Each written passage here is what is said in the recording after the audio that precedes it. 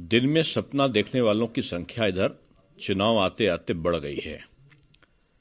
आधार विहीन लोगों का जब महत्वाकांक्षाएं बढ़ जाती हैं तो उनके आपस में टकराहट और एक केवल किसी तरीके की शक्ति प्रदर्शन करके अपनी उपस्थिति दर्ज कराने की आकांक्षा उनमें बढ़ती है। ममता जी का अपना आधार बंगाल से खिसक रहा है और वो अपना अस्तित्व बचाना चाहती हैं। तो बंगाल के लोगों को ये दिखाने के लिए कि जो इतने सारे लोग पूरे देश के हमारे साथ में हैं, वो बंगाल की जनता को भ्रम की स्थिति में डालने की कोशिश कर रही हैं। और मुझको लगता है कि इस समय जो डरे हुए लोगों की सूची है भारतवर्ष के राजनीतिज्ञों की, उत्तर प्रदेश के राजनेताओं के साथ साथ उसमें तीसरा नंबर ममता बनर्जी का ही है।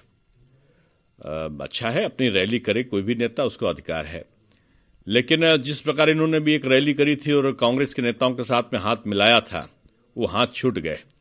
अब इन्होंने टीआरएस के साथ में हाथ मिलाया था, वो छूट गए। टीडीपी से भी हाथ कहीं कहीं छूट गया है। तो धीरे धीरे देखते जाइए, बनेंगे और बिगड़ेंगे। इनका काम यही है, बनना और बिगड़ना। मैं समझता हूं कि आने वाले लोकसभा चुनाव में इस प्रकार की गठजोड़ों का कोई प्रभाव पड़ने वाला नहीं है।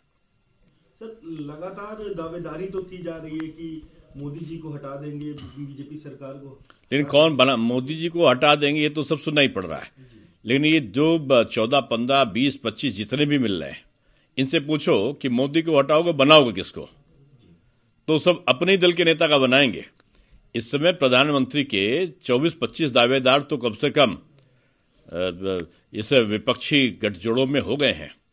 और अब वो आपस में पहले लड़के तय कर ले, फिर वो मोदी जी का मुकाबला करें। इससे पहले भी इस बार उनका कहना है कि अमित शाह जी झूठ बोल रहे, उनको कोई बीमारी नहीं हुई।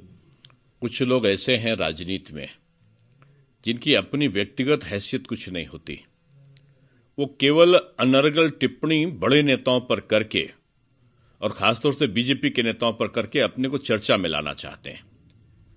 और उनके दल का जिनकी आप बात कर रहे हैं, उनका तो ये इस प्रकार का उनकी आदत रही है। कभी वो नीच कह के पुकारते हैं, कभी वो हत्यारा कह के पुकारते हैं, कभी वो चाय वाला कह के पुकारते हैं, कभी वो चोर कह के पुकारते हैं।